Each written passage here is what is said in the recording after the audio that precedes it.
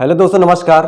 एक बार फिर से आप सभी लोगों का आपके अपने YouTube channel physics with concept पर तहे दिल से बहुत बहुत स्वागत है। आज दोस्तों हम लोग बहुत ही सुपर डुपर टॉपिक पढ़ने वाले हैं और उस सुपर डुपर टॉपिक का नाम है अविरतता का सिद्धांत, प्रिंसिपल ऑफ कंटिन्यूटी। बहुत ही आसान, बहुत ही मज़ेदार टॉपिक, लेकिन हर जगह इसका यूज होने वाला है। इसी की बेस पर हम लोग आगे एक और टॉपिक पढ़ेंगे, बर्नौली का सिद्धांत। ये टॉपिक अगर आपको समझ में आई रहेगी, बहुत ही आसान है, बहुत ही ईजी है, लेकिन अगर समझ में आई रहेगी तभी आप बर्नौली प्रमेय को समझ सकते हैं। बर्नौली प्रमेय पर जो अनुप्रयोग हैं उसको आप लोग अच्छे से सीख सकते हैं। तो आज की इस क्लास को शानदार बनाने के लिए भाई आप लोग कॉपी और पेन निकाल लीजिए। बिना कॉपी और पेन के मज़ा नहीं आने वाला ना। साथ साथ चीज़ों को लिखते चलिए, समझते चलिए, नोट्स बनाते रहिए। ठीक है, हम लोग समझते भाई अविरतता का सिद्धांत क्या है। तो ये आपको जो कोई नली दिख रही है, क्या दिख रही है? कोई नली दिख रही है। इस नली में क्या प्रवाहित हो रहा है? कोई आदर्श द्रव प्रवाहित हो रहा है। क्या प्रवाहित हो रहा है? आदर्श द्रव। हम लोग दोस्तों दो क्लास में, पिछली दो क्लास में चर्चा कर चुके हैं कि आदर्श द्रव क्या होता है वगैरह वगैरह, लेकिन हल्का सा जब भी जहाँ चीज़ आती है उसको मैं एक बार बता के छोड़ता हूँ ताकि आपको लगे कि हाँ हमने कुछ सीखा हुआ है। तो आदर्श द्रव हमने बताया ना कि आदर्श द्रव क्या होता है। आदर्श द्रव वह द्रव होता है जो क्या होता है, क्या होता है भैया? असंपीड्य होता है ना। असंपीड्य होता है और क्या होता है? आसयान होता है। क्या होता है? असंपीड्य और आसयान। तो असंपीड्य और आसयान द्रव ही क्या कहलाता है? आदर्श द्रव कहलाता है। अब ये मत पूछना कि असंपीड्य क्या होता है और आसयान क्या होता है ना, ये सब चीज़ पहले से बता चुका हूँ। असंपीड्य वह होता है जिसको, मतलब ऐसा द्रव जिसको आप दबाओ, क्या करो? दबाओ, दाब लगाओ, लेकिन फिर भी उसके आयतन में कोनो परिवर्तन ना हो। ठीक ना? क्या करो? दाब लगाओ, फिर भी उसके आयतन में कोनो परिवर्तन ना हो, वह क्या कहलाता है? आदर्श द्रव कहलाता है। आसयान क्या हो गया? मतलब भाई द्रव है ना, द्रव की बहुत सारी परत होती हैं, उन परतों के बीच में एक घर्षण बल लगता है। उसी घर्षण बल को, ठीक है, मतलब ये जो आदर्श द्रव रहेगा उसमें कोनो घर्षण बल नहीं लगेगा।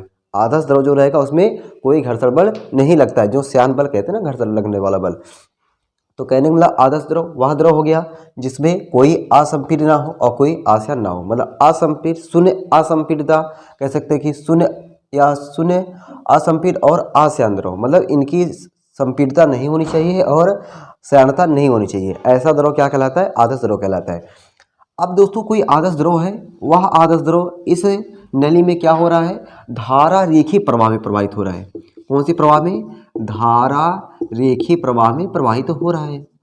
तो धारा रेखीय प्रवाह में प्रवाहित होता है तो जो अविरतता का सिद्धांत कहता है कि जब अगर ऐसा कोई द्रव यानी आदर्श द्रव इस धारा रेखीय नली में प्रवाहित होता है तो नली के किसी भी बिंदु पर, भाई नली के बहुत सारे बिंदु हो गए, तो नली के किसी भी बिंदु पर नली का क्षेत्रफल और द्रव के वेग का गुणनफल, नली का क्षेत्रफल और द्रव के वेग का गुणनफल क्या होता है?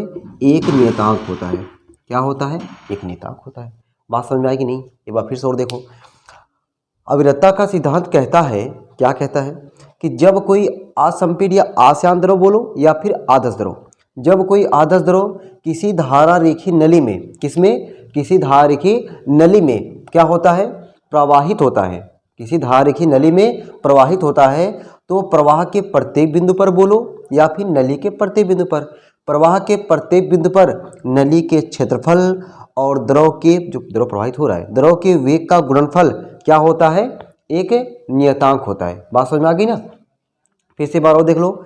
जब कोई आदर्श द्रव किसी असमान अनुप्रस्थ परिच्छेद क्षेत्रफल वाली नली में धारा रेखीय प्रवाह में प्रवाहित अभी मैं लिखवा रहा हूँ, धारा रेखीय नली में प्रवाहित होता है तो प्रवाह के प्रत्येक बिंदु पर या किसी बिंदु पर नली के क्षेत्रफल और द्रव के वेग का गुणनफल क्या होता है? एक नियतांक होता है। अब हम लोग इसका डेरिवेशन देखेंगे तो पहले एक बार जो चीज़ मैं बोला हूँ एक बार उसको मैं लिख देता हूँ ताकि आपको लिखने में आसानी हो। ठीक है भाई? अब हम लोग क्या करते हैं, इसका पहले डिफिनीशन को लिखते हैं ना, इसकी डिफिनीशन कैसे कैसे क्या हो जाएगी। तो डिफिनीशन को लिखने से पहले भाई चलो आप लोग हेडिंग डाल लो। हेडिंग तो ये हो गया ना। अब इसमें हम लोग लिखते हैं, क्या लिखेंगे कि जब कोई, क्या लिखते भाई? जब कोई आदर्श द्रव लिख रहा हूँ ना, असंपीड्य या आसयान नहीं, जब कोई आदर्श द्रव ना, जब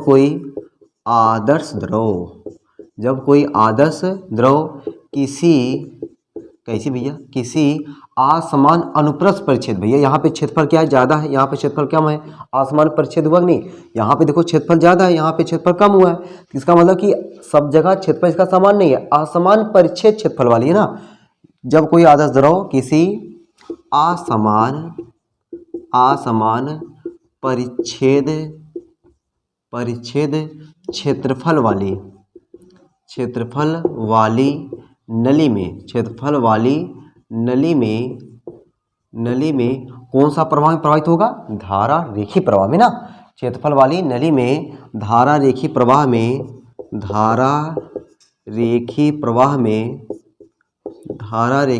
में प्रवाहित होता है। क्या होता है, प्रवाहित होता है। तो प्रवाह के प्रत्येक बिंदु पर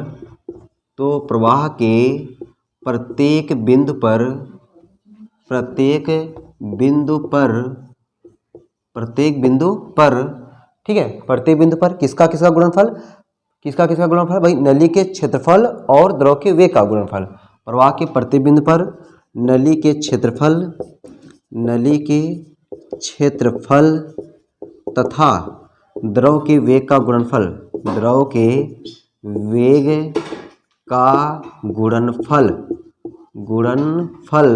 क्या होता है, एक नियतांक होता है।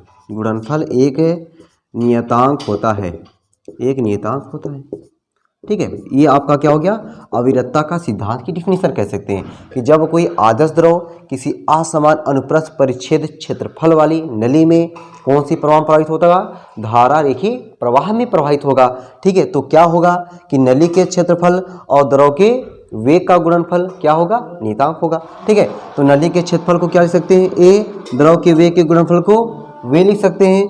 ये हमारा क्या होता है, एक नियतांक होता है। क्या होता है, एक नियतांक होता है। ठीक है, अब हमको क्या देखना है, ये तो डिफिनीशन समझ में आ गई सर। डिफिनीशन आपको समझ में आ गई, मैं इतनी बार सुना दिया कि आपको सुनते सुनते याद हो गया होगा। अगर इतने भी नहीं याद हो रहा है ना फिर बेकार है। ठीक है, इतने भी नहीं याद हो फिर बेकार है। अरे यार, ये मतलब क्या हुआ, क्षेत्रफल किसका क्षेत्रफल, जो नली है अनुप्रस्थ परिच्छेद क्षेत्रफल वाली नली है, नली का क्षेत्रफल वी क्या है, द्रव का वेग क्या होगा, दोनों का गुणनफल नियतांक होगा। ठीक है, अब हम लोग क्या देखने वाले हैं, इसका डेरिवेशन को भाई थोड़ा ध्यान समझो। ठीक है, अब डेरिवेशन देखने के लिए हम लोग क्या करते हैं, जो द्रव यक्ष सिरे पर प्रवाहित हो रहा है, ठीक ना, तो हम लोग पहले आप लिख दे रहा हूँ मैं यक्ष सिरे पर बहुत ही आसान डेरिवेशन करवाने वाला हूँ। ठीक है, बहुत ज़्यादा शब्द नहीं, कम से कम शब्दों में पूरी बात यहाँ पे रखने वाला हूँ। ठीक ना, यक्ष सिरे पर, तो जो द्रव यक्ष सिरे पर प्रवेश करता है, वह 1 सेकंड में कितनी दूरी तय करता है। जो द्रव यक्ष सिरे पर प्रवेश करता है, वह 1 सेकंड में कितनी दूरी तय करता है। पहले इस पे हम लोग चर्चा कर लेते हैं।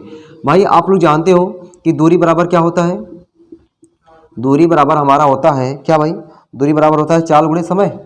दूरी बराबर क्या होता है, चाल गुणे समय। दूरी बराबर होता है चाल गुणे समय। तो अब हमें क्या निकालना है, दूरी निकालना है। कितने समय में, 1 सेकंड में। ठीक है भाई, द्रव जो प्रवेश कर रहा है यहाँ पे 1 सेकंड में कितनी दूरी तय किया, वह हमको चाहिए।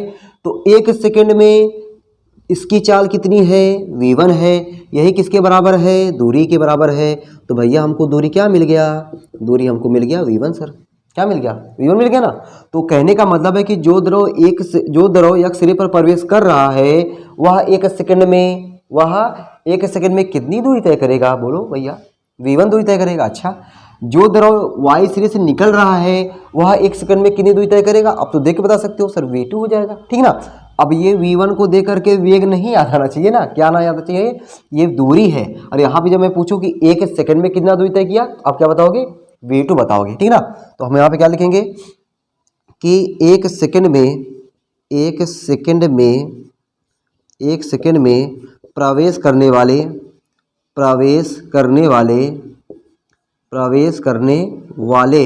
द्रव द्वारा चली गई दूरी, 1 सेकंड में प्रवेश करने वाले द्रव द्वारा क्या चली गई दूरी कितना हो जाएगा भाई, v1 हो जाएगा। ये दूरी आ गया। अगर मैं निकाल लूँ कि इसका आयतन क्या होगा, अब देखो किसका आयतन, जो द्रव यक्ष सिरे से प्रवेश कर रहा है उसका 1 सेकंड में कितना आयतन होगा, तो मैं डायरेक्ट लिख रहा हूँ आयतन बराबर क्या होता है, क्षेत्रफल गुणे दूरी कह सकता हूँ। यहाँ पे क्षेत्रफल क्या है A1 है, दूरी कितना आया है V1 आया है। इसका द्रव्यमान निकालने किसका, अरे यार जो द्रव एक सिरे से अंदर जा रहा है उसका द्रव्यमान बराबर क्या हो जाएगा, द्रव्यमान बराबर क्या होता है, अच्छा द्रव्यमान बराबर क्या होता है, आयतन गुणे घनत्व। द्रव्यमान बराबर क्या होता है, आयतन गुणे घनत्व। द्रव्यमान बराबर क्या होता है, आयतन गुणे घनत्व। ठीक है, आयतन यहाँ पे क्या है A1 V1 है, घनत्व क्या मान लेते हैं, रो मान लेते भैया। जो द्रव प्रवेश कर रहा है उस बेचारे द्रव का घनत्व क्या है, रो है बेचारे का। चलो भाई आगे देखो। तो यहाँ तक तो ये समझ में आ गया कि यक्ष सिरे पर जो द्रव प्रवेश कर रहा है उसके द्वारा 1 सेकंड में चली गई दूरी क्या है V1 है। 1 सेकंड में उसका आयतन क्या है A1 V1 है। 1 सेकंड में उसका द्रव का द्रव्यमान क्या है A1 V1 रो है। ठीक है, इसी प्रकार से हम लोग क्या निकाल सकते हैं y सिरे पर। ठीक है, y सिरे पर, इसी प्रकार से y सिरे पर निकालें तो y सिरे पर भाई क्या लिख दें, 1 सेकंड में निकलने वाले द्रव द्वारा चली गई दूरी। ठीक ना, 1 सेकंड में निकलने वाले द्रव द्वारा चली गई दूरी। ये देखो यहाँ पर लिख दे रहा भाई 1 सेकंड में, 1 सेकंड देखो 1 सेकंड हो गया ना, 1 सेकंड में द्रव द्वारा, द्रव क्या लिख रहे हैं सर, 1 सेकंड में द्रव द्वारा, 1 सेकंड में द्रव द्वारा, 1 सेकंड में द्रव द्वारा चली गई दूरी। ठीक ना, 1 सेकंड में द्रव द्वारा चली गई दूरी, 1 सेकंड में द्रव द्वारा चली गई दूरी, जरूरी नहीं कि निकलने वाले ना, चली गई दूरी, चली गई दूरी क्या लिख दे भैया V2। Yes sir. अब द्रव्यमान क्या पर निकालें, आयतन, आयतन निकाल लेते ना। आयतन क्या हो जाएगा, आयतन बराबर क्या होता है क्षेत्रफल गुणे दूरी। तो क्षेत्रफल क्या है उसका y वाले का, देखो y सिरे का, y सिरे का क्षेत्रफल क्या है V2। वहाँ से जो द्रव निकला हुआ है उसके द्वारा 1 सेकंड में कितनी दूरी तय की गई, V2 दूरी तय की गई। क्षेत्रफल गुणे दूरी क्या हो गया, आयतन क्या हो गया। और क्या निकाल लें, द्रव्यमान ही निकाल लें। द्रव्यमान, द्रव्यमान बराबर क्या होता है आयतन गुणे घनत्व। आयतन गुणे घनत्व जब मैं पूछा करूँ ना, जहाँ बैठ के देखा करो ना वहीं से बोल दिया करो आयतन गुणे घनत्व। ठीक है, आयतन गुणे घनत्व, आयतन क्या हो जाएगा A2 गुणे V2, ये आयतन हो गया। अब घनत्व हमने द्रव का क्या माना हुआ है, रो माना, ये रो है, रो मतलब घनत्व। ठीक है, अच्छा अब बताओ भाई जरा ईमानदारी से बताना, ईमानदारी से मुझे ये बताओ कि जितना यहाँ पे द्रव नली है जितना प्रवेश करेगा, और ये इसमें क्या हुआ, जो द्रव है ना आदर्श द्रव है। ठीक है, मतलब द्रव की परतों में कोई घर्षण बल नहीं लग रहा है, मतलब जितना द्रव जाएगा उतना द्रव बाहर निकलेगा। ठीक है, द्रव्यमान क्या होगा बराबर होगा। अगर ये आदर्श द्रव नहीं लेते ना तो हो सकता है कुछ यहाँ पे फंसा उसा रहता है, तो लेकिन ऐसा नहीं है। तो कौन सा द्रव है, आदर्श द्रव है, जितना जाएगा उतना बाहर निकल जाएगा। ठीक ना, तो क्या कह सकते हैं कि दोनों का द्रव्यमान आपस में क्या है बराबर है। जब द्रव्यमान आपस में बराबर है तो यहाँ कर दे भाई, जब दोनों का द्रव्यमान क्या है आपस में बराबर है तो द्रव्यमान इसका क्या है A1 V1 रो। चलो भाई यहाँ पे गुणा लगा दें, A1 गुणे V1 गुणे रो बराबर हो जाएगा किसके, A2 गुणे V2 गुणे रो। देखो भाई यह रो शहीद हो गया। ठीक है, क्या बच गया आपका A1 गुणे V1 बराबर A2 गुणे V2। इसी तरीके से और लोगे तो A3 गुणे V3 ऐसे चलता रहेगा। इसका मतलब क्या निकल के आया कि A गुणे V हमारा क्या है, नीतांक है। क्या है, A गुणे V क्या है भैया, नीतांक है। यही तो हमको प्रूफ करके दिखाना था। देखो A गुणे V क्या है, नीतांक, A गुणे V नीतांक आ गया। कितना कम शब्द है, देख लो कितना कम शब्द में हमने आपको ये डेरिवेशन करके दिखाया हुआ है, ताकि आपको ज़्यादा बस चीज़ें समझ गए हैं। समझ में क्या आना चाहिए आपको कि जो द्रव यक्ष सिरे पर प्रवेश कर रहा है वह 1 सेकंड में V1 दूरी तय कर रहा है। उसका आयतन क्या हुआ, आयतन बराबर होता है क्षेत्रफल गुणे दूरी। तो लंबाई गुणे चौड़ाई गुणे ऊंचाई होता ही है, लेकिन क्षेत्रफल गुणे दूरी भी कह सकते हैं ना भैया। 1 गुणे L क्षेत्रफल हो गया, दूरी H को V1 मान लो, तो A1 गुणे V1 द्रव्यमान निकाल लिया A1 V1 रो। फिर उसी तरीके से y वाले पे दूरी कितना हुआ V2, क्षेत्रफल आयतन कितना हुआ A2 गुणे V2, आयतन हो गया, द्रव्यमान कितना आया A2 V2 इंटू रो। द्रव्यमान दोनों आपस में बराबर हो गए, बस आ गया। ठीक है, यहाँ तक चीज़ें आपको समझ में आ गई भाई। ठीक है, नोट कर लो, मैं साइड हो गया हूँ। ठीक है, अब हम लोग थोड़ा सा इसके कुछ नोट पॉइंट में देखते हैं, क्या समझते हैं कुछ इसका नोट पॉइंट, कुछ स्पेशल केस देखते हैं ना। स्पेशल केस देख लिया जाए एकदम सर। आ जाओ भाई, कुछ स्पेशल केस दिखवाते हैं आपको। Special case number 1। ठीक है, केस नंबर 1 ये समझो भाई, देखो जरा मैं यहीं पे काम चला रहा हूँ। नोट, ठीक है, नोट आप क्या देख रहे हो कि A गुणे V आपका क्या है, नियतांक है। A गुणे V क्या भैया, नियतांक है ना, एकदम सर। अगर मैं पूछूं A बराबर क्या हो जाएगा, नियतांक बटा V, बोलो भाई कोई दिक्कत परेशानी नहीं ना। नियतांक बटा V कैसे सर, यहाँ पे गुणा है उधर जाएगा तो भाग हो जाएगा, यहाँ पे गुणा है उधर जाएगा तो भाग हो जाएगा, नियतांक बटा V। अब जरा मुझे ये बताओ भाई, नियतांक को हम लोग हटाने के लिए, कहने का मतलब ऐसे देखो जरा, ओम का नियम कभी पढ़े होगे ना, वी प्रोपोर्शनल टू आई। इस प्रोपोर्शनल साइन को हटाने के लिए हम लोग क्या लाते हैं, नियतांक लाते हैं। प्रोपोर्शनल साइन को हटाने के लिए हमने क्या ला दिया, नियतांक ला दिया। अब अगर मैं कहूँ कि नियतांक को हटाने के लिए क्या हम प्रोपोर्शनल ला सकते हैं, अब बोलोगे यस सर, भाई जब उसको ऐसा कर सकते हैं तो उसको ऐसे को ऐसा भी कर सकते हैं ना, कर सकते हैं एकदम। वी प्रोपोर्शनल टू आई अगर है तो प्रोपोर्शनल को हटाने के लिए हमने क्या लाया, आर लाया, तो वी बराबर आर आई, तो आर को हटाने के लिए प्रोपोर्शनल ला सकते हैं। तो आर मतलब क्या हुआ, नियतांक, तो यहाँ पे नियतांक को हटाने के लिए क्या लगा सकते हैं, प्रोपोर्शनल लगा सकते हैं। तो हमने लगा दिया प्रोपोर्शनल, क्या सर प्रोपोर्शनल लगा रहे हैं, a proportional to 1/v, a proportional to 1/v, a proportional to 1/v आपको क्या शो कर रहा है, a proportional to v, a proportional to 1/v आपको क्या शो कर रहा है, ये यह शो कर रहा है कि अगर आपका v मतलब वेलोसिटी ज़्यादा होगा तो ये क्या होगा, ए कम होगा, अगर वेलोसिटी कम होगा तो ए ज़्यादा होगा। बात क्लियर है, मतलब ये ज़्यादा उल्टा है ना, मतलब अगर ये ए इंटू वी होता, देखो ये भी समझ लो भाई, अगर ये आपका ऐसे होता, ए प्रोपोर्शनल टू वी होता, अगर ऐसे होता, लेकिन यहाँ पे ऐसे नहीं है, अगर ऐसा होता तो वेलोसिटी ज़्यादा एरिया ज़्यादा, वेलोसिटी कम एरिया कम, लेकिन यहाँ पे क्या उल्टा है, मतलब ये ज़्यादा तो ये कम, ये कम तो ये ज़्यादा। ठीक है, चलो भाई, तो ये चीज़ आपको समझ में आ गई। यहाँ पे ये चीज़ आपको क्या समझ में आई कि जहाँ पे वेग ज़्यादा होगा वहाँ पे एरिया कम होगा, जहाँ पे एरिया कम होगा वहाँ पे वेग ज़्यादा होगा। ठीक है ना, चलो भाई, अब इस चीज़ को मैं फिगर से बता दे रहा हूँ। ठीक है, आप लोग इधर तो नोट कर ही लिए होगे, तो मैं इधर समझा दे रहा हूँ आपको ना, इधर मैं आपको समझा दे रहा हूँ। इधर मैं आपको क्या समझा दे रहा हूँ भाई, देखो ज़रा ध्यान से, कि अभी जो मैंने बताया कि जैसे ये कोई हमारी क्या है, नली है, ठीक ना, ये हमारी क्या कोई नली थी, ठीक, ये देखो ये हमारी क्या हो गई, नली हो गई ना, ये क्या हो गई, हमारी कोई नली हो गई। ठीक, इस नली की अगर मैं बात करूँ, यहाँ पे एरिया क्या है, एरिया, ए मतलब एरिया, ए मतलब एप्पल नहीं, ए मतलब एरिया, एरिया क्या यहाँ पे ज़्यादा है। ठीक ना, यहाँ पे कैसे किसकी अपेक्षा ज़्यादा है, इसकी अपेक्षा, यहाँ पे एरिया कम है, यहाँ पे एरिया ज़्यादा है, जहाँ पे एरिया ज़्यादा वहाँ पे वेलोसिटी कम, वी क्या हो जाएगा, कम हो जाएगा। यहाँ पे ए क्या है, कम है, जहाँ पे ए कम होगा तो वहाँ वी क्या होगा, ज़्यादा हो जाएगा। ये मैं नहीं बता रहा भाई, अविरतता का सिद्धांत कह रहा है, और आप अनुभव भी किए होंगे, देखे भी होंगे। ठीक ना, जहाँ पे छिद्र पतला होता है वहाँ पे देखो पानी बहुत तेज से बहता है, जहाँ पे चौड़ा होता है पानी धीरे से देख सके बहुत आराम से जा रहा है, बड़े प्यार से जा रहा है। ठीक ना, तो यहाँ पे क्या है कि ए कम है तो वहाँ पे भी क्या होगा, ज़्यादा होगा। यहाँ पे ए क्या है, ज़्यादा है, यहाँ पे ए क्या है, ज़्यादा है, तो वी क्या हो जाएगा, कम हो जाएगा। ठीक है भैया, तो ये रहा भैया आपका अविरतता का सिद्धांत। ठीक है, ये क्या रहा आपका अविरतता का सिद्धांत। अब हम लोग इसी में थोड़ा सा देख लेते हैं प्रवाहित द्रव की विभिन्न ऊर्जाएं। क्या, प्रवाहित द्रव की विभिन्न ऊर्जाएं, तो हिंट डालते भाई हम लोग। ठीक है ना, ये सब चीज़ आप लोग नोट कर लो, नोट कर लिए होंगे। ठीक है, अब हम लोग क्या देखने वाले हैं, प्रवाहित द्रव की विभिन्न ऊर्जाएं, मतलब कोई भी द्रव प्रवाहित होता है ना उसकी कितनी ऊर्जाएं होती हैं। द्रव मतलब समझ रहे हो ना, द्रव सबको पता है ना, हाँ, द्रव इतना दिन से द्रव पढ़े, द्रव नहीं पता होगा सर। तो प्रवाहित द्रव की क्या हमने देखना है, विभिन्न ऊर्जाएं। ठीक ना, चलो भाई ये सब हम लोग चिक्कन कर देते हैं, क्या कर देते हैं, चिक्कन कर देते हैं ना। अब देखो मजा आएगा। तो अब आप लोग हेडिंग डालेंगे क्या कि प्रवाहित द्रव की विभिन्न ऊर्जाएं, प्रवाहित द्रव ना, प्रवाहित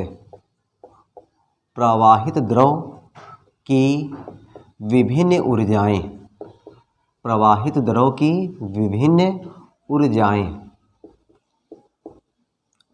ठीक ना, देखो भैया जरा, जो द्रव प्रवाहित होता है ना खास तौर से नली में, ठीक है, नली में अगर द्रव प्रवाहित हो रहा है तो उस प्रवाहित द्रव की 3 ऊर्जाएं होती हैं। कितनी ऊर्जाएं होती हैं, 3 ऊर्जाएं होती हैं। ठीक है, तो कौन कौन सी ऊर्जाएं होती हैं, तो कहने का मतलब है प्रवाहित द्रव की कितनी ऊर्जाएं होती हैं, 3 ऊर्जाएं होती हैं।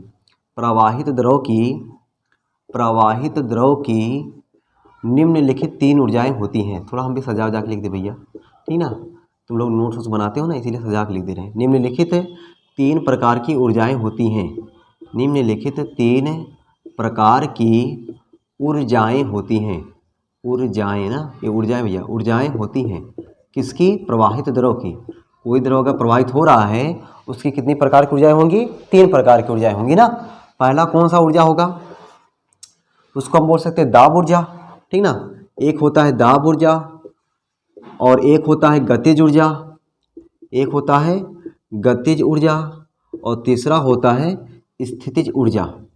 ठीक ना, गतिज ऊर्जा और स्थितिज ऊर्जा, यानी प्रवाहित द्रव की 3 प्रकार की ऊर्जाएं होती हैं, दाब ऊर्जा, गतिज ऊर्जा और स्थितिज ऊर्जा। अब हम लोग एक एक के बारे में पढ़ लेते हैं कि दाब ऊर्जा यहाँ पे कैसे क्या होगा, गतिज ऊर्जा कैसे क्या होगा और स्थितिज ऊर्जा क्या होगा। ठीक है भाई, तो दाब ऊर्जा को समझे भाई। जैसे मान चलिए कोई हमारा क्या है, कोई एक धारा रेखी नली है, ये क्या है, धारा रेखी नली है। इसमें कौन प्रवाहित होगा, आदर्श द्रव प्रवाहित होगा। कौन प्रवाहित होगा, हम थोड़ी प्रवाहित होंगे, आदर्श द्रव प्रवाहित होगा। ठीक ना, अब आदर्श द्रव प्रवाहित होता है तो मान लेते हैं भाई जो आदर्श द्रव है वह यहाँ से यहाँ तक जाता है, तो मतलब यल दूरी तय करता है, एकदम कोई दिक्कत परेशानी नहीं।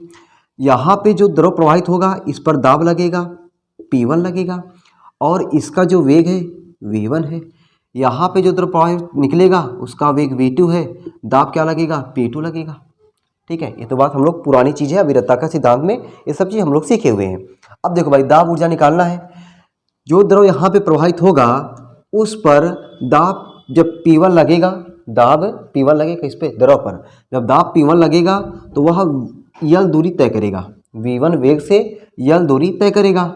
तो जब यल दूरी तय करेगा तो उसके द्वारा जो दाब लगेगा यानी दाब ऊर्जा होगा वह दाब ऊर्जा किए गए कार्य के बराबर होगा। बात कुछ ज़्यादा तो नहीं बोल दिया मैं, फिर से एक बार समझो। मैंने क्या बताया कि जो द्रव यहाँ से प्रवेश करेगा वह उस पर दाब लगेगा P1, जब दाब P1 लगेगा तो वह यल दूरी तय कर लेगा, यल दूरी तय कर लेगा। अब जब मैं पूछूंगा दाब ऊर्जा कितना लगा, तो वह जो दाब ऊर्जा होगा वह किए गए कार्य, मतलब द्रव द्वारा यहाँ से यहाँ तक गया, उसके द्वारा यहाँ से यहाँ तक पहुँचा गया ना, तो कुछ कार्य हुआ, उस कार्य के बराबर होता है। ठीक है, तो आप क्या लिख सकते हो कि द्रव, ठीक है, नली में प्रवाहित द्रव पर P1 दाब लगने पर उसके द्वारा यल दूरी तय करने पर किया गया दाब ऊर्जा या दाब ऊर्जा ना, दाब ऊर्जा बराबर क्या हो जाएगा भैया, दाब ऊर्जा बराबर किया गया कार्य, और कार्य बराबर क्या होता है, बल गुणे दूरी। किया गया कार्य क्या होता है भैया, बल गुणे दूरी ना, बल गुणे दूरी का बराबर क्या होता है, बल गुणे दूरी। अब हमें बल को लिखना है किसके पदों में, दाब के पदों में। भाई दाब हम लोग पढ़े P, दाब बराबर क्या होता है, बल बटा क्षेत्रफल। पढ़े हो ना, कभी पढ़ोगे जरूर, दाब बराबर बल बटा क्षेत्रफल। तो बल बराबर क्या हो जाएगा, बल बराबर हो जाएगा क्या, P इंटू ए, क्या हो जाएगा, P इंटू ए। तो यहाँ पे अगर हम बात करें, ठीक है, हम लोग देखो भाई केवल एक जगह की बात करें, दो अलग अलग जगह बात नहीं करें ना, मतलब इसमें जो द्रव प्रवाहित हो रहा है, इसमें जो द्रव प्रवाहित हो रहा है उसकी दाब ऊर्जा, मतलब P1 A1 मतलब नहीं है, केवल ऊर्जा हमें निकालना है ना, इसकी जगह में ये वाला फिर यहाँ वाला ऐसे नहीं। तो क्या हो जाएगा, बल की जगह पे PA, क्या हो जाएगा, P गुणे A, दूरी कितना चला गया, यल। तो ये क्या आ गया, इसकी दाब ऊर्जा आ गया। किसकी आ गया दाब ऊर्जा, जो द्रव प्रवाहित हो रहा है उसकी दाब ऊर्जा आया, ठीक ना, जो द्रव प्रवाहित हो रहा है उसकी ये क्या आ गया, दाब ऊर्जा आ गया। अब हम क्या निकाल लें, एकांक आयतन की दाब ऊर्जा, एकांक आयतन की दाब ऊर्जा, एकांक आयतन की दाब ऊर्जा, एकांक आयतन की दाब ऊर्जा। अब देखो भाई एकांक आयतन मतलब आयतन को नीचे भाग दे देना है, वही ना भाई, एकांक समय नीचे T से भाग दे देते हैं, तो एकांक आयतन आयतन से भाग दे देना है। P गुणे A गुणे L, आयतन मतलब V, और V मतलब अभी हमने बताया अविरतता के सिद्धांत वाले में क्षेत्रफल गुणे दूरी, तो क्षेत्रफल गुणे दूरी आयतन के बराबर। लो भाई A L को उड़ा दिया, क्या मिल गया हमें, P। तो अगर मैं पूछूँ एकांक आयतन की दाब ऊर्जा कितनी होती है, तो आपका प्यारा सा आंसर आएगा P। अगर मैं पूछूं कि दाब ऊर्जा क्या होती है, तो आप बताएंगे PAL होता है। दाब ऊर्जा किसके बराबर होता है, किए गए कार्य के बराबर होता है। बात क्लियर है ना, चलो भाई एकदम। अब ये तो हो गया दाब ऊर्जा। अब क्या निकाल लें, गतिज ऊर्जा। दूसरा क्या निकाले भाई हम लोग, गतिज ऊर्जा।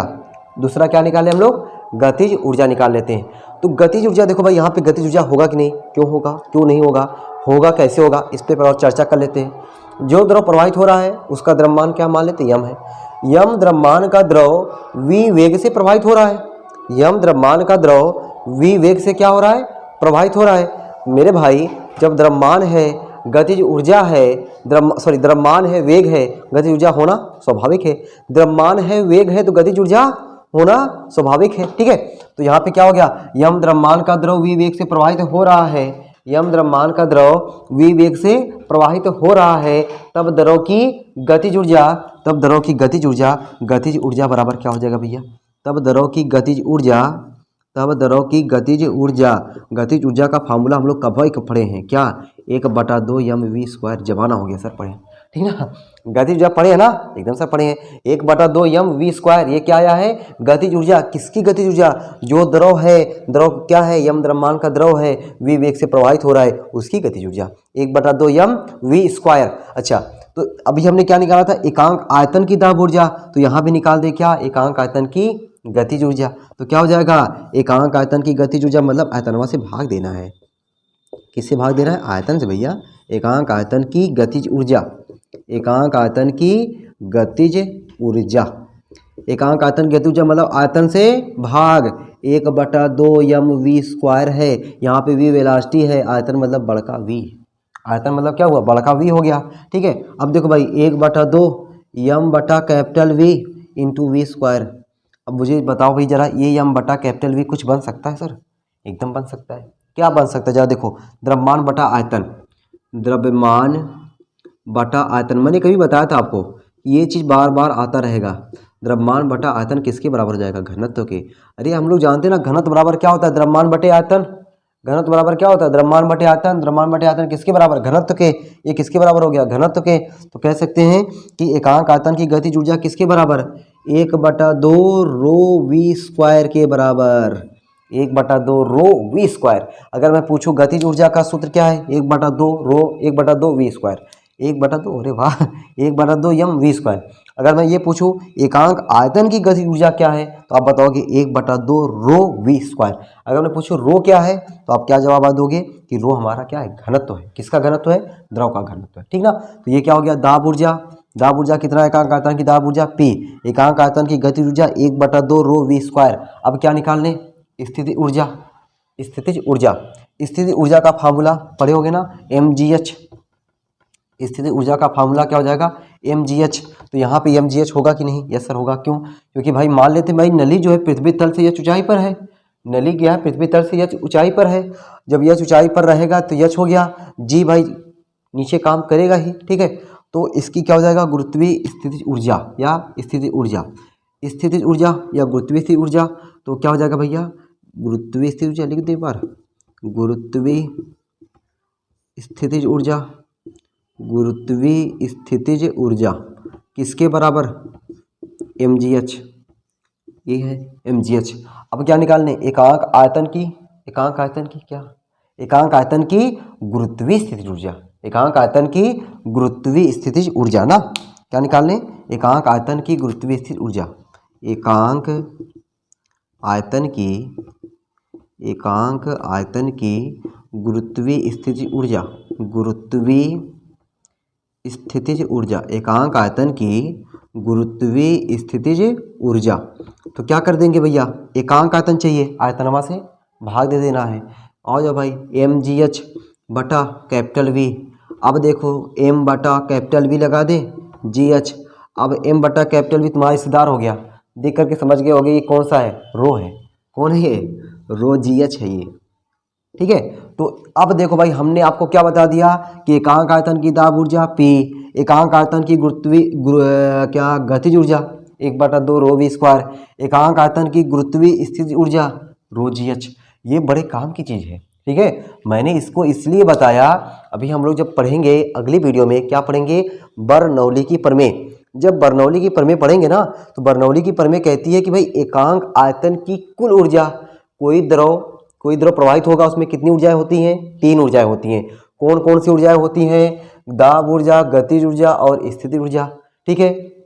कोई आदर्श द्रव किसी धार रेखीय नली में प्रवाहित होता है तो उसकी 3 प्रकार की ऊर्जाएं होती हैं, दाब ऊर्जा, गतिज ऊर्जा और स्थितिज ऊर्जा। तो बर्नौली साहब आगे भी कहेंगे, मैं पढ़ाऊंगा जब, ठीक है ना, उसे बताऊंगा कि एकांक आयतन की कुल ऊर्जा मतलब तीनों ऊर्जा मतलब एकांक आयतन की दाब ऊर्जा, एकांक आयतन की गतिज ऊर्जा, एकांक आयतन की स्थिति ऊर्जा, तीनों का योग मतलब तीनों को प्लस कर देना है। तीनों को क्या कर देना है? प्लस कर देना है। तीनों का प्लस क्या मिलेगा? एक नियतांक मिलेगा। जैसे अभी अभिरता का सिद्धांत में दिखाया गया ना कि जो नली है, नली का क्षेत्रफल और जो द्रव प्रवाहित हो रहा है उसका वेग का गुणनफल क्या है, नियतांक है। उसी तरीके से तीनों का योग मतलब तीनों ऊर्जाओं का योग क्या मिलेगा, एक नियतांक मिलेगा। ठीक है, ये सब इसीलिए हमें बताया गया ना, अनिल में थोड़ी बताया गया है। ठीक है, हम पगला थोड़ी गए जो आपको ये सब फालतू चीज़ पढ़ाएंगे ना, फालतू चीज़ एकदम नहीं है। ठीक है, सब काम वाली चीज़ है और ये सब काम वाली चीज़ें एग्जाम में भी टपकने वाली हैं और बहुत इंपॉर्टेंट चीज़ें भी। ठीक है, कंपटीशन लेवल से भी, आपके एग्जाम लेवल से भी सब ये सब टॉपिक बहुत ही इंटरेस्टिंग है और बहुत ही मज़ेदार है और बहुत इंपॉर्टेंट भी है। ठीक है, तो आप लोग को इसको इग्नोर नहीं करना है। चलो भाई इग्नोर करके काम चलाएं और बहुत मतलब आसान भी है, समझने भी मज़ा आ रहा है। ठीक ना, आदर्श द्रव क्या नाम है। ठीक है, तो आज की क्लास रखते हैं भाई यहीं पर, अगली क्लास में मिलते हैं। ठीक है, तो वहाँ पे हम लोग क्या सीखेंगे, बर्नौली की प्रमेय क्या होती है। ठीक है, बर्नौली की प्रमेय थोड़ा लंबा सा डेरिवेशन है, लेकिन अगर आप ये सब चीज़ें छोटी छोटी चीज़ समझे हैं ना, अविरता के सिद्धांत समझ लिए हैं, प्रवाहित द्रव की विभिन्न ऊर्जाएं समझ ली हैं, आदर्श द्रव क्या होता है, धारा की नली क्या होता है। ठीक है, सब चीज़ें छोटी छोटी चीज़ समझे हैं तो वो चीज़ें आपको समझने में बहुत ही आसान लगेगी। ठीक है, तो मिलते हैं अगली वीडियो में आपको बर्नौली प्रमेय के साथ में। तब तक के लिए सबको बाय बाय बाय।